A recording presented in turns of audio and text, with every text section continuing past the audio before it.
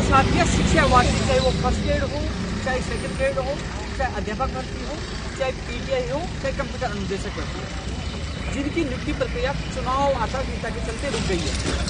कई ऐसी नौकरियां थी जो चाहे अध्यापक भर्ती की हो, चाहे सेकंड ग्रेड हो, स्कूल आवंटन हो गई थी, कहीं वो जिला आवंटन होना बाकी था और कहीं वो कुछ मेडिकल की वजह से लेकर जो नहीं बाकी थी और अभ्यर्थी परेशान हो चुके थे। मैं कुछ दिन बाहर गया हुआ था, लेकिन उनकी पीड़ा को देखते हुए आज मैं सच्चे वाले अभ्यर्थियों के साथ पूछा और अधिकारी से मुलाकात की। सोशल मीडिया पे ट्वीट करने से न्याय नहीं मिलता, नौकरी नहीं मिलती, इसके तक के संघर्ष करना पड़ता है। वही कर्मचारी चयन बोर्ड की चाहे वन रक्षक भर्ती का परिणाम हो, चाहे जूनियर अकाउंटेंट का 15 गुना का परिणाम हो, चाहे पशु परीक्षक भर्ती की आवेदन प्रक्रिया पुनः शुरू करवाने का मामला हो, और चाहे रेडियोग्राफर लैब टेक्नीशियन की सूची हो, चाहे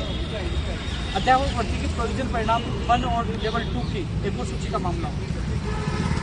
वो भी चुनाव आयोग से परमिशन होनी थी। तो साथियों, आज आकर मुलाकात की है शिक्षा विभाग के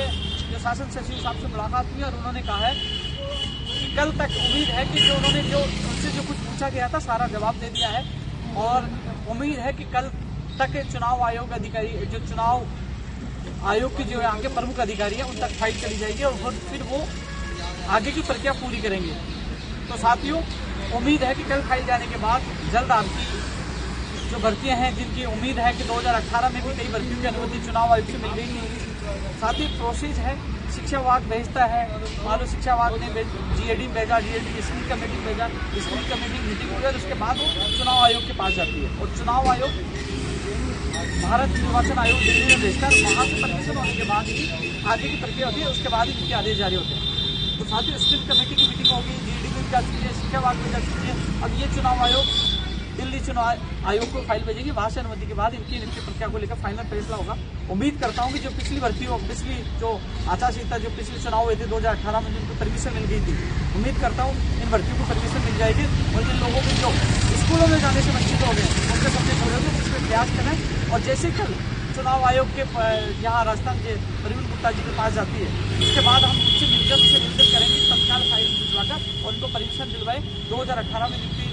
मिली थी उसका उदाहरण हमने पेश किया है कि वो परमिशन चुनाव आयोग से मिली थी। तो हम पूरा प्रयास करें। मैं आज जयपुर पहुंचा हूँ और पहुँचते ही आप लोगों के लिए मैं सचिवालय पहुँचा हूँ। तो जल्द चुनाव आयोग के प्रमुख अधिकारी से मुलाकात करेंगे, लेकिन उससे पहले कल तक फाइल उन तक पहुँच जाएगी। इसके अलावा जो कर्मचारी चयन बोर्ड की भर्ती की फाइल डीओपी में आई है, डीओपी वाले अब स्क्रीन कमेटी भेजेंगे और उसके बाद जो शिक्षा विभाग की भर्ती की जो प्रक्रिया लागू स्क्रीन कमेटी के बाद वो चुनाव आयोग में जाएगी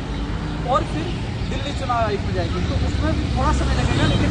उसके लिए भी हम प्रयास करें कि इन भर्तियों का भी जल्द से जल्द परमिशन मिले। इसके अलावा गृह विभाग और मेडिकल विभाग की कुछ फाइलें चुनाव आयोग में पहुंच चुकी हैं, अब उनके लिए भी परमिशन मांगी जा रही है। तो साथ ही जितना प्रयास मुझसे हो रहा है, मैं धरातल पर युवाओं के साथ पहले भी था, कुछ दिन के लिए बाहर जरूर गया था, लेकिन जैसे ही लौटा आप लोगों के लिए एक बार फिर मैं प्रयास कर रहा हूँ कि जल्द से जल्द परमिशन मिले शिक्षा विभाग की भर्तियों की। इसके अलावा मेडिकल